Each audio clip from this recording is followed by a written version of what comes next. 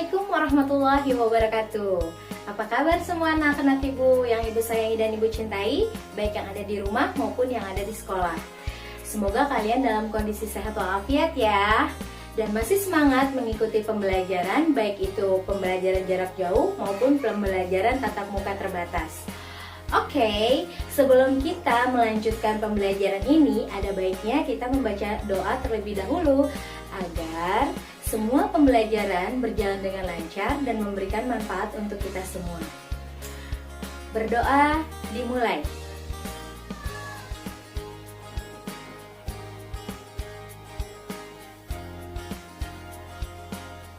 Amin. Oke, terima kasih ya bagi kalian, untuk anak-anak ibu yang selalu standby, selalu semangat, selalu disiplin untuk mengikuti pembelajaran bahasa Indonesia. Nah, untuk pembelajaran kita hari ini tentunya adalah pembelajaran yang spesial. Kenapa spesial? Karena pembelajaran kita ini adalah pembelajaran di bab terakhir di semester 1. Nggak terasa banget ya, waktu berjalan dengan sangat cepat, tahu-tahu udah selesai nih semester ganjilnya.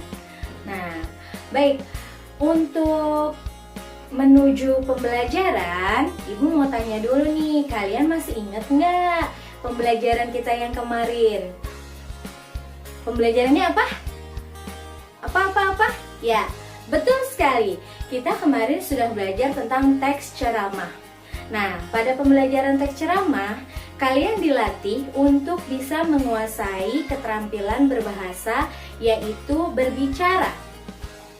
Dengan mempelajari teks ceramah, kalian dapat berani dan juga bisa menyampaikan aspirasi kalian di depan orang banyak melalui ceramah.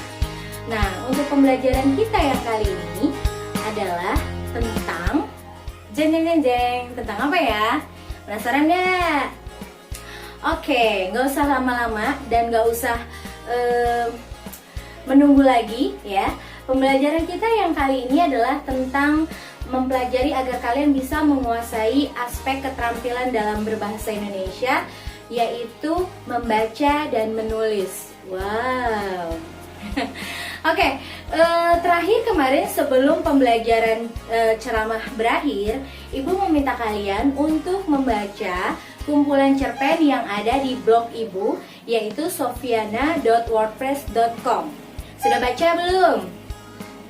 Ayo, udah baca belum?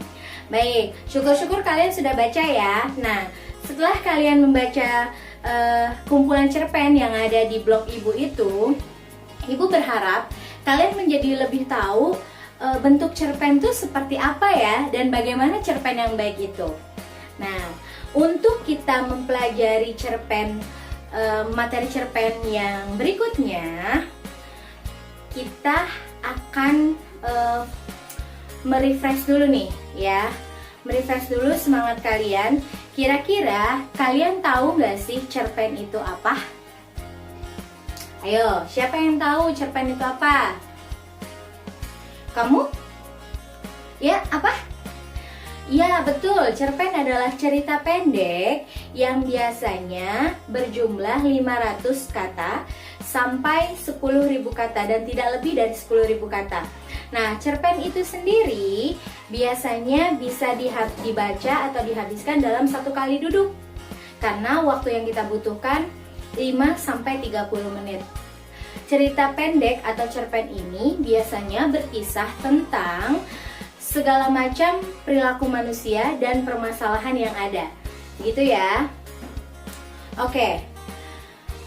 Dari cerpen yang sudah kalian baca di blog ibu di sofianania.wordpress.com, bagian atau judul cerita apa nih yang kalian sukai? Ayo, apa yang paling kalian sukai? Oh iya, cerpen-cerpen yang ada di blog ibu itu sudah pernah terbit di koran Radar Bekasi loh. Dan ada juga yang beberapa mengikuti lomba-lomba menulis. Alhamdulillah juara. Yeay. Jadi buat kalian nih anak-anak ibu harus semangat. Kalau ibu saja bisa, kalian juga pasti bisa. Oke, baiklah. Apa sih manfaatnya kita belajar tentang cerpen? ya. Belajar tentang cerpen itu, cerpen merupakan salah satu prosa atau salah satu sastra di dalam bahasa Indonesia yang salah satu fungsinya juga menghibur para pembacanya. Nah, bedanya antara cerpen dan novel, kalau novel itu kan membutuhkan waktu yang lebih panjang untuk menyelesaikannya, sedangkan kalau cerpen itu tidak. Nah, ada beberapa hal yang harus kalian ketahui dari cerpen itu sendiri, gitu ya. Supaya kalian bisa menulis sebuah cerpen, tentu kalian harus tahu nih unsur-unsur pembangun dari sebuah cerpen itu seperti apa. Pertemuan kali ini kita akan belajar hal itu, gitu ya. Jadi harapannya adalah setelah kalian mempelajari cerpen, kalian akan lebih percaya diri untuk bisa menulis cerpen kalian sendiri. Nanti kalau kalian sudah bisa menulis cerpen, kalian bisa mengumpulkan cerita kalian, kemudian dibuat buku antologi cerpen yang kalian buat sendiri. Sebenarnya salah satu manfaat cerpen itu juga bisa loh buat curhat. Nah, kadang-kadang kita malu untuk cerita kepada orang lain atau keluarga kita. Melalui cerpen sebenarnya kita bisa meluapkan perasaan kita. Dengan begitu, segala sesuatu hal yang terjadi di diri kita itu akan menjadi lebih bermanfaat. Oke, kita langsung aja ya. Unsur pembangun cerpen itu ada dua. Ada unsur ekstrinsik dan ada unsur intrinsik. Apa sih unsur ekstrinsik dan intrinsik itu? Pada pertemuan kita kali ini, kita akan belajar tentang unsur ekstrinsik terlebih dahulu ya. Dari kata ekstrinsik saja, kita bisa tahu bahwa unsur pembangun itu berasal dari dalam cerita cerpen itu sendiri. Oke, yang pertama, unsur intrinsik cerpen yang pertama adalah tema. Tema adalah gagasan yang menjalin struktur isi cerita. Tema juga adalah suatu cerita menyangkut segala persoalan, baik itu berupa masalah kemanusiaan, kekuasaan, kasih sayang, kecemburuan, dan lain sebagainya. Jadi sebenarnya secara singkatnya, tema itu adalah inti dari cerita yang disampaikan oleh penulis atau pengarang cerpen itu sendiri. Yang kedua, amanat. Amanat atau pesan yang ingin disampaikan penulis atau pengarang di dalam cerita pendek yang dibuatnya. Nah, biasanya pesan yang ingin disampaikan pengarang itu berupa hal-hal atau pembelajaran atau pengajaran yang bisa diambil sebuah hikmah. Dengan begitu, para pembacanya bisa mengambil suatu pembelajaran dari apa yang disampaikan melalui ceritanya. Dan biasanya amanah atau amanat atau juga pesan yang ingin disampaikan oleh penulis itu biasanya dalam bentuk tersirat. Apa sih tersirat itu? Tersirat itu artinya tidak tertulis di dalam cerita. Jadi kita sebagai pembaca harus menyimpulkan apa sih amanat yang disampaikan oleh pengarang atau penulis dalam cerpen yang kita baca. Berikutnya adalah yang ketiga ya, ada penokohan. Nah, penokohan ini ada kaitannya dengan karakter atau watak yang ada di dalam tokoh atau pemain atau tokoh yang ada di dalam cerpen itu, gitu ya. Biasanya tokoh-tokoh dalam cerita itu terbagi menjadi tiga, ya kan? Tahu kan terbagi menjadi tiga? Yang pertama ada protagonis, yang kedua ada antagonis, dan yang ketiga ada titagonis. Lalu yang keempat adalah alur atau jalan cerita, atau yang biasa kita sebut juga dengan plot. Nah, alur itu dibagi menjadi tiga ya. Ada alur maju, ada alur mundur, dan juga ada alur campuran. Alur maju biasanya bercerita tentang kejadian yang runtun, bertahap, tetapi itu sesuai dengan urutan waktu. Sedangkan kalau alur mundur, biasanya kita flashback atau kita kembali ke masa lalu. Nah, kalau alur campuran, berarti di dalam cerita itu digabung tuh antara alur maju dan ada alur mundur. Gitu. Sampai sini kira-kira kalian paham atau bingung ya? Ibu harap sih kalian paham ya. Oke. Oh iya, kalau kalian masih bingung, jangan lupa kalian bisa cek modul yang ada di Digislamik. Jangan lupa dan jangan malas untuk membaca ya, supaya kalian jauh lebih paham. Karena materi yang ada di modul yang sudah diupload di Digislamik pastinya jauh lebih lengkap dari apa yang Ibu sampaikan sekarang. Tapi Ibu berharap dengan kalian memperhatikan Ibu, kalian juga mengerti apa itu unsur ekstrinsik di dalam unsur intrinsik yang ada di dalam cerpen. Oke, selanjutnya yang kelima ada latar. Nah, latar ini dibagi menjadi 3 loh. Ada latar tempat, ada latar waktu, dan juga ada latar suasana. Nah, latar tempat itu ya menyebutkan di mana tuh biasanya kejadian dari cerita itu, gitu ya. Ada yang di dalam rumah, ada yang di sekolah, ada yang di jalan, dan lain sebagainya. Sedangkan kalau waktu, ya bisa siang hari, malam hari, pagi hari, kemarin, yang akan datang, dan lain sebagainya. Kalau suasana, bisa menyedihkan, menyeramkan, menegangkan, mengkhawatirkan, mengharukan, dan lain sebagainya. Nah, latar itu juga bentuknya itu terkadang ada yang tersirat dan ada yang tersurat. Kalau tadi sebelumnya sudah dijelaskan apa itu tersirat, kalau tersurat pasti sudah pada tahu kan? Ya, betul sekali. Tersurat itu artinya sudah tertulis atau ada di dalam cerita. Oke, good job. Kita lanjut ya. Yang berikutnya adalah sudut pandang. Sudut pandang. Apa sih sudut pandang itu? Ketika kita membuat sebuah cerpen atau ketika kita membaca sebuah cerpen, kita akan tahu di mana letak posisi pengarang di dalam cerita itu. Nah, jadi sudut pandang itu adalah posisi pengarang di dalam cerita.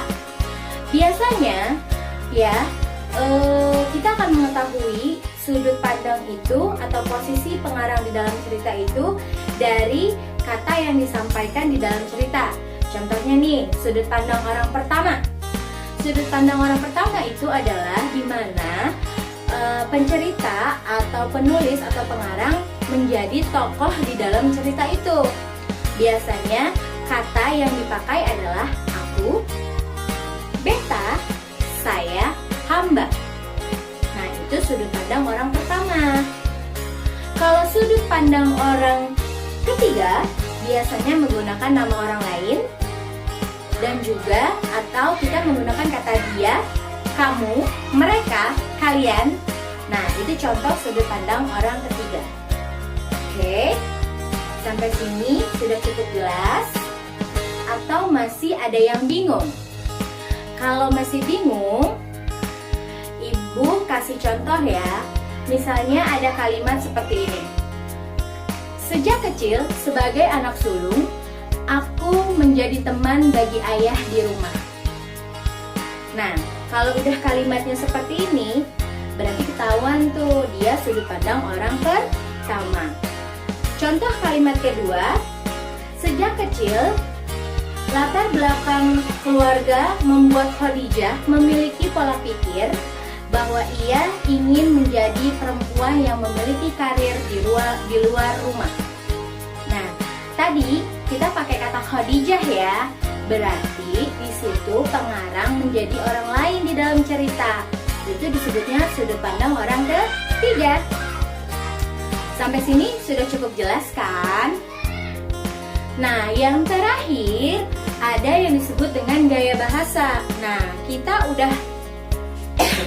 sering belajar ya, di dalam bahasa Indonesia itu ada yang namanya majas, ada yang namanya kalimat konotasi dan denotasi, ya kan? Nah, itu ada kaitannya juga loh dengan gaya bahasa, karena dengan menggunakan majas atau bahasa kiasan, nah itu bahasa itu juga bergaya loh seperti kita. Oke, kita selanjutnya ya.